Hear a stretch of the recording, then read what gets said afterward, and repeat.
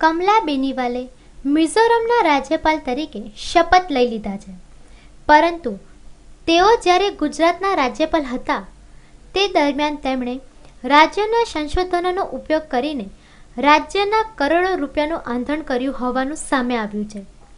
કમલા બેનિવાલે ગુજરાતમાં પોતાના કાર્યકાળ દરમિયાન 63 વખત સરકારી વિમાનનો ઉપયોગ કર્યો હોવાનો ચોંકાવનારો આંકડો એક અંગ્રેજી અખબારમાં જાહેર થયો છે, જેમાંથી 53 વખત વિમાનનો ઉપયોગ તેમણે તેમના ગૃહનગર જયપુર જવા માટે કર્યો હતો અને માત્ર 10 વખત જ દિલ્હીની વિમાની યાત્રા કરી હતી.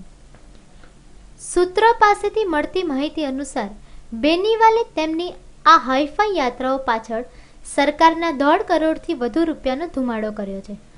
કમલા બેનિવાલે સૌથી વધુ વિમાની યાત્રા પોતાના અંગત ઉપયોગ માટે કરી હતી, જેનો એક સમયનો ખર્ચ રૂપિયા 3 લાખથી વધુનો છે.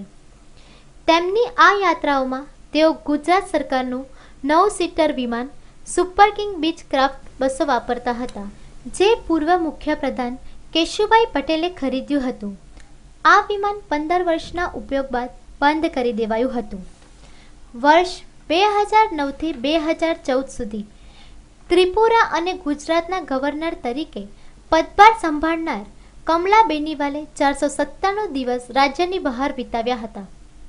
ઉલ્લેખનીય છે કે મોદી સરકારે હાલ તેમની બદલી મિઝોરમમાં કરી દીધી છે. Bureau report, news online, Ahmedabad.